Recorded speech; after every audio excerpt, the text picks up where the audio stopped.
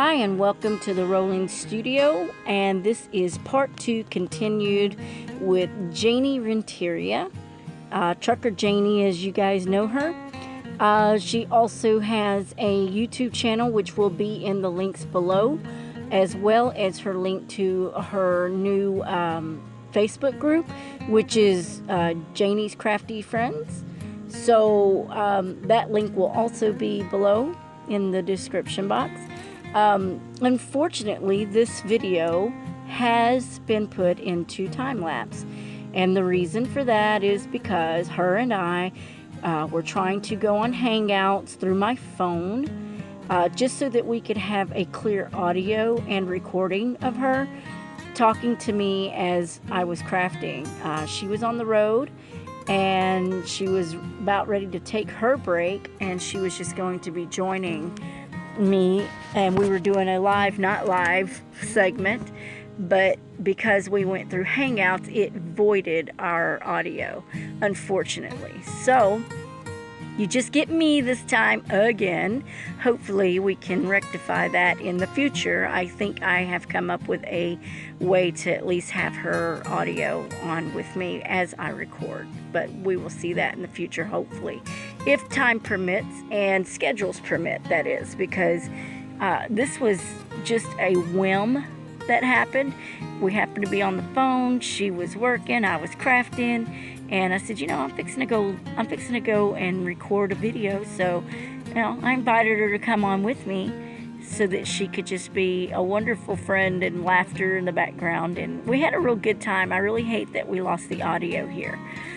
But I was just basically showing her. She was talking me through a few things that she gave me some pointers and ideas that I had not, you know, like, let me just say, she's like, turn the box this way. Nope, it's that way. No, what about putting it this way, or what about putting it that way, because they weren't meshing.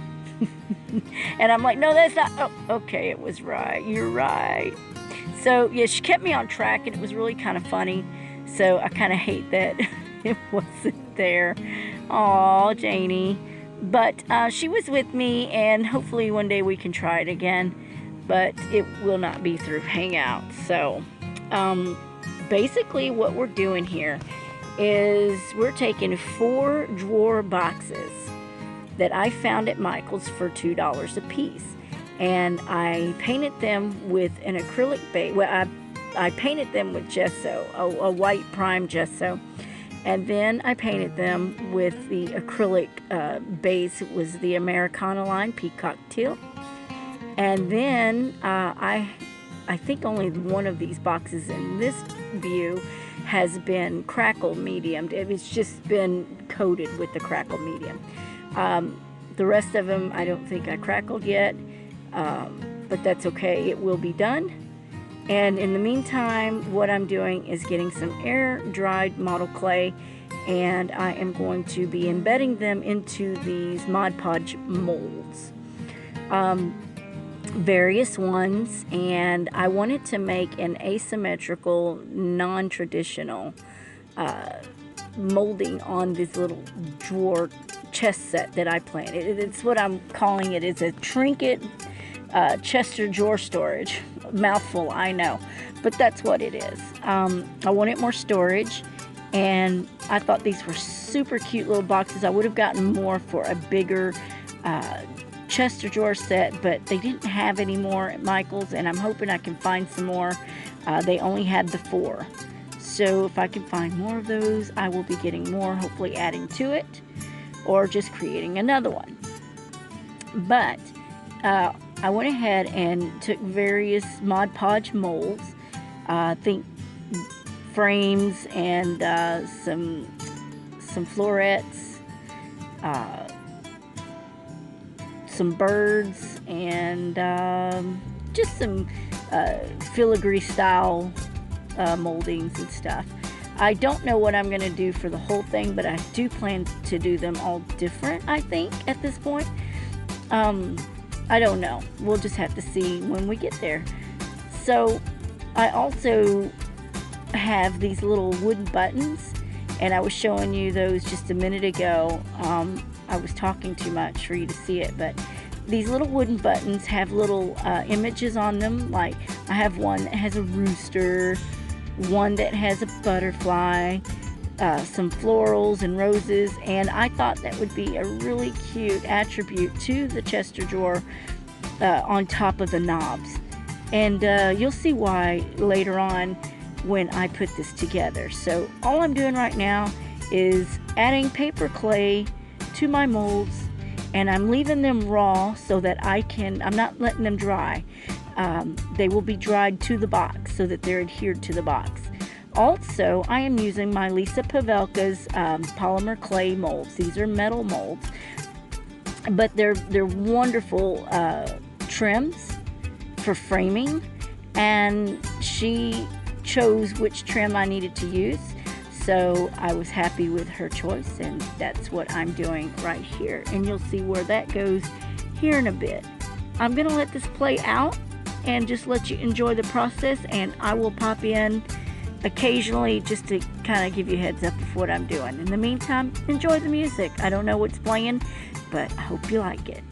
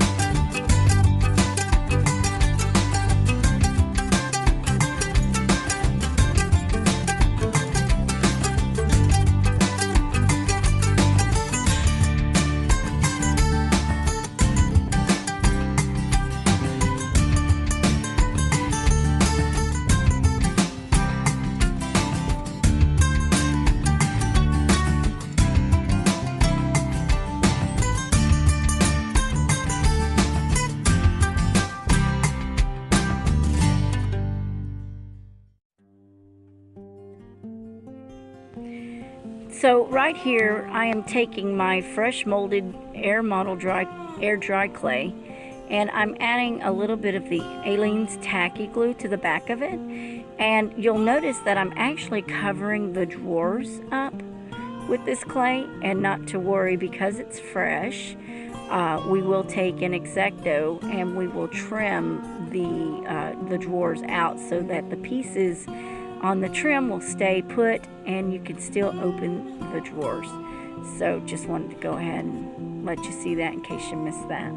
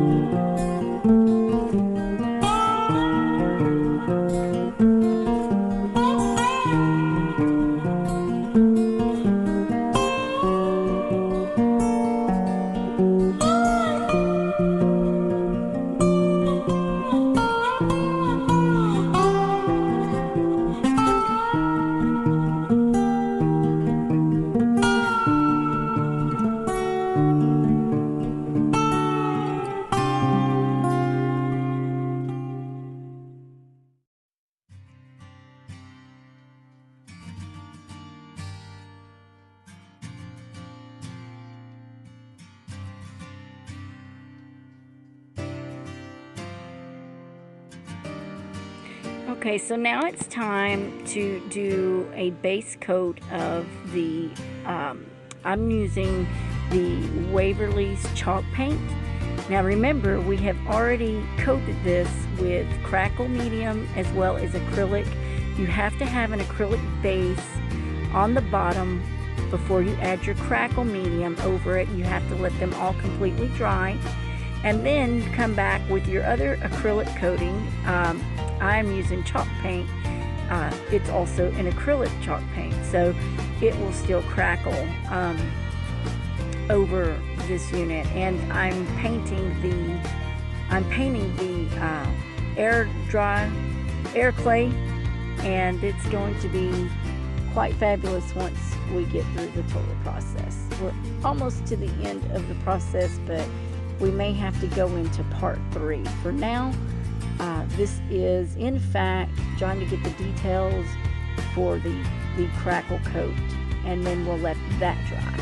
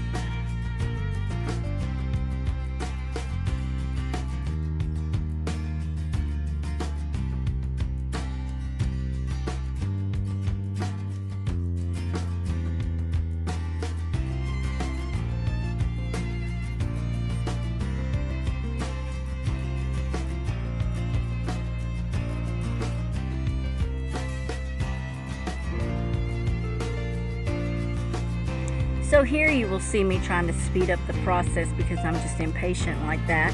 And we didn't have time to wait for the clay to dry, but I do suggest that you wait for the clay to dry, because if you're heavy-handed, you will mess up the indentions and the mold of the clay. It will, while you're putting the wet acrylic over it or chalk paint over it, it will in fact misshapen that clay mold. So you need to be careful with that if you don't want that to happen. Just an FYI tip.